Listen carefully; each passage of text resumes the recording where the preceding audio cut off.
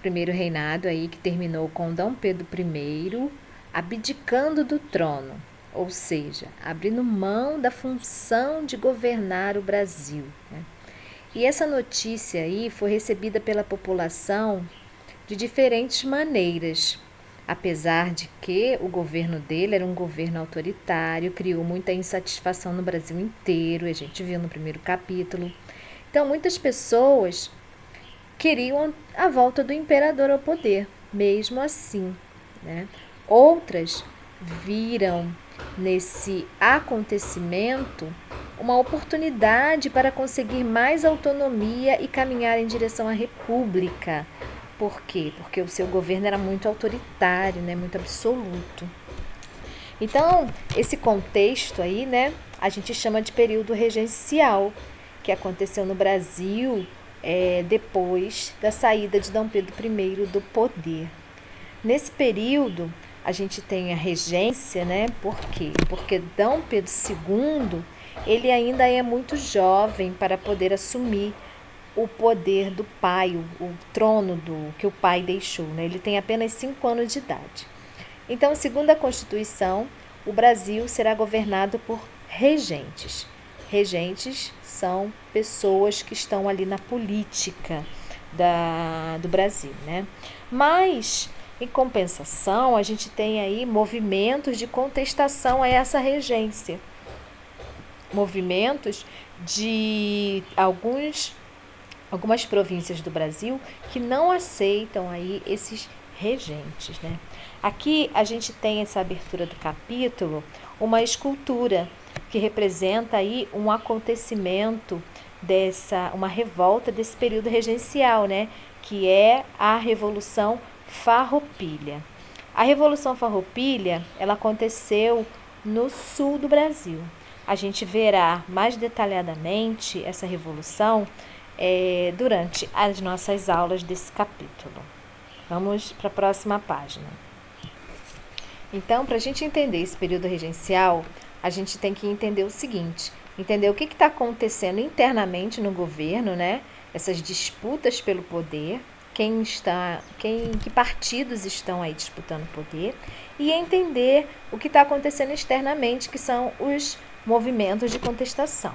Então, no primeiro momento, a gente tem essas disputas pelo poder, né? Então, como eu já falei aí, Dom Pedro II tem apenas 5 anos de idade no momento da abdicação de Dom Pedro I. Então, a Constituição de 24 previa que até que ele atingisse a maioridade, o Brasil seria governado por 3 regentes, eleitos por deputados e senadores na Assembleia Geral. E foi assim que aconteceu, né? O período regencial é de 1831 a 1840. O Brasil foi administrado aí por regentes. Mas a gente tem aí disputas de partidos, né? Que partidos são esses? São os restauradores, que buscavam meio de trazer Dom Pedro I de volta ao Brasil, defendiam a monarquia e a soberania do rei, ou seja, desejavam conservar o poder centralizado na figura única. Só que esse grupo aqui, eles desaparecerão aí quando Dom Pedro I morrer. Depois que Dom Pedro I morre, os restauradores não vão existir mais. Eles existem apenas no momento da abdicação, no momento que Dom Pedro I vai embora do Brasil, né? Os liberais moderados apoiam a manutenção do sistema monárquico desde que o poder do imperador fosse limitado. Então, eles não apoiam, eles não aceitam aquele autoritarismo, aquele poder absoluto, aquele poder moderador. E tem aí os liberais exaltados, queriam amplas reformas políticas, defendiam a descentralização do poder e a autonomia das províncias por meio da criação de um Estado federalista. Alguns defendiam até mesmo a república. Então, uns querem aí, vamos dizer assim, ter o poder concentrado, né? Mas um poder do imperador, mas um pouco limitado. E os outros querem liberdade total da província. Província são os estados atuais, né? Então, o que eles vão fazer? Eles vão fazer uma reforma nessa Constituição, né? tanto para agradar os liberais quanto para agradar os conservadores. Então, como eu falei que os restauradores, ele é um grupo de partidos que irá sumir, né? Porque haverá aí a morte do Dom Pedro I, a gente tem que entender o seguinte, que na regência nós temos dois partidos, né? O Partido Liberal e o Partido Conservador. Não esqueçam desses dois partidos que vão disputar o poder na regência, né? O Partido Liberal e o Partido Conservador. Isso é muito importante a gente saber, né? Então, essas reformas à Constituição no período regencial foi para agradar aí os dois lados, né? O que vai ser aí? Suspensão do poder moderador durante a regência. Durante a regência, ninguém tem o poder, esse poder moderador nas mãos, né? Criação da Assembleia Legislativa nas províncias, com deputados eleitos por 2 anos. Então, as províncias começaram a ter alguma autonomia, né? Maior autonomia das províncias, que poderiam criar impostos, além de contratar e demitir funcionários. Isso aqui é a ideia dos liberais exaltados, né? Maior autonomia para as províncias. Então, esse é o retrato político do período regencial. Disputas sempre com desses dois partidos, liberal, que quer aí dar autonomia para as províncias, né? E o conservador, que quer manter o poder centralizado aí no Rio de Janeiro, né? Então, esse é o panorama político da regência. Agora vamos ver aí a continuação, na 307, que vamos falar aí do primeiro levante, né? Do primeiro movimento de contestação. Então, primeiro vamos aí ver o que significa movimento de contestação, né? São formados por iniciativa de luta por melhores condições de vida, pela garantia de direitos e também contra o autoritarismo de governantes. Os movimentos de contestação podem envolver revoltas, lutas armadas, protestos, manifestações, boicote, entre outros atos políticos, né? Então, a gente tem aí movimentos que vão lutar por melhores condições de vida, até porque as condições de vida da maioria da população do interior do Brasil e das províncias que haverão as revoltas continuavam péssimas. E esses movimentos aí são contra o governo central de várias regiões do país, cujo ponto em comum era o descontentamento com as medidas adotadas pelos governantes, quase sempre autoritárias. O primeiro movimento é o Levante dos Malês, né? No período regencial, o movimento dos malês aconteceu na Bahia. Então, a Bahia era uma província com a maior população de africanos e mestiços escravizados, muitos deles de religião muçulmana. Exatamente, escravos vindo da África de religião muçulmana, né? Porque a África foi aí, o norte da África foi ocupado pelos muçulmanos. Então, esses negros foram convertidos à religião muçulmana e muitos deles vieram para o Brasil escravizados, né? Mas aqui no Brasil, a gente sabe que qualquer religião não católica era proibida.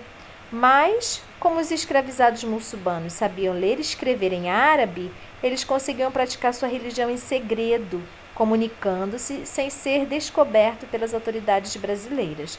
E aí eles vão ter a ideia de organizar um levante, envolvendo centenas de africanos e afrodescendentes, escravizados e ex-escravos, né? Então, a revolta foi planejada com antecedência, foi anotada em árabe para ninguém entender, né? E também para que as autoridades não desconfiassem. No dia do levante, armados com facas, espadas e lanças, os rebeldes lutaram contra os soldados do governo. O que eles queriam? Qual o objetivo, né? Era libertar os escravos e modificar a situação de exploração e de preconceito que viviam. Mas o que aconteceu? Por que não deu certo, né? Porque eles foram delatados, quer dizer, alguém entregou que haveria aí, as autoridades, que haveria aí a revolta, né? E com isso os soldados conseguiram organizar uma força em maior número do que os revoltosos e detê-los, né? Dezenas de malês, ou quer dizer, dezenas de escravos, morreram em combate. Muitos ex-escravizados foram deportados para a África e a maioria dos revoltosos duramente punidas e obrigados a retornar no cativeiro, quer dizer, a voltar a ser escravos.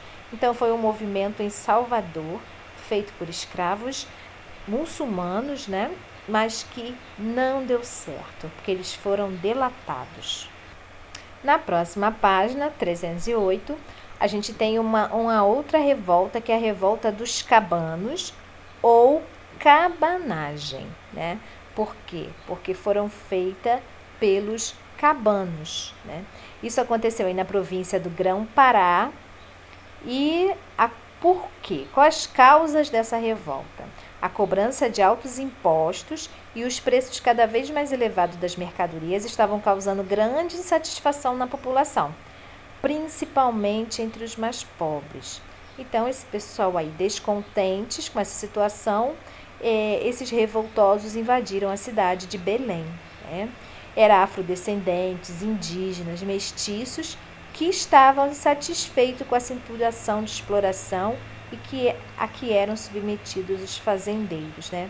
Então eles lutavam por terras e pelo fim dessas injustiças e também pelo fim da escravidão. E mais ainda, olha, desejavam maior autonomia e o direito de escolher o governante da província. Então, isso aqui é um levante referente também àquele poder central do Rio de Janeiro, da capital, né? Eles queriam melhor situação para a sua vida e também o direito aí de governar, de escolher o governante da província. Essa era as reivindicações. Então, os cabanos, como eram conhecidos, né, os partidários do movimento, tomaram poder, eles invadiram Belém, conseguem tomar o poder e chegaram a declarar a separação da província do restante do Brasil. Mas, né, em 1836, o governo central enviou tropas regenciais para retomar o poder sobre a cidade de Belém, o que aconteceu em maio do mesmo ano. E aí o governo central conseguiu controlar a revolta, tomou novamente o poder aí, né? Então os rebelados fugiram para o interior e resistiram por mais 4 anos, escondendo-se nas florestas e deslocando-se em rios. Em 1840, com cerca de 30 mil mortos em suas fileiras, a rebelião da cabanagem, como também ficou conhecida, foi finalmente contida pelo governo. Durou bastante tempo, viu? Durou de 1835 a 1840. Foi uma revolta que teve aí uma longa duração na história aí do Brasil. E aqui embaixo a gente tem aí alguma imagem desses revoltosos e da Guarda Federal. Nessa próxima página, a gente tem aí uma atualidade do Pará, né? Esse território onde aconteceu a cabanagem, na atualidade. Na atualidade, o que chama atenção no Pará é a sua culinária. É uma das mais ricas e representativas do nosso país, né? Isso porque ela carrega desde a sua origem forte influência das culturas indígenas, portuguesas e africanas. A gente tem aí o tucupi e o jambu, né? Considerado comidas exóticas. Aí, ó, tucupi é um líquido amarelo retirado da raiz da mandioca brava e cozido de forma lenta e bem específica, porque é tóxico consumir cru, né? Já o jambu é uma folha bastante usada em pratos salgados, que tem ação anestésica e abre o apetite. Aqui a gente tem os dois, né? Mas há também aí o camarão, caranguejo, marisco, peixe e pato temperados com folhas e frutas nativas, né? Então, essa culinária paraense aí, ela está presente, muito presente aí na nossa cultura brasileira, né? Aqui a gente tem o pato no tucupi e o tacacá, que é um prato de origem indígena, né? Um mingau quase líquido feito com camarão, tucupi, tapioca e jambu. Muitos podem achar estranho, né? Mas cada território brasileiro com a sua cultura, com a sua culinária. E aqui o Pará tem essas peculiaridades, né? Agora a gente vai ver o mapa aonde contém aí os locais das revoltas, né? A gente viu aí o Pará com a cabanagem, que a gente viu até o período, né, 1835 a 1840, e os malês não está nesse mapa, mas os malês é aqui na Bahia, né? A gente vai ver na próxima aula mais essas três revoltas, que é a Farroupilha, a Balaiada e a Sabinada. A Farroupilha no sul, que é aquela abertura do nosso capítulo, a Balaiada aqui no Maranhão e a Sabinada também em Salvador, na Bahia, né? Veremos esses três na próxima aula. Hoje a gente falou da cabanagem e da revolta dos malês, que não está aqui no mapa, mas também foi aqui em Salvador. Ok? Então, até a próxima aula.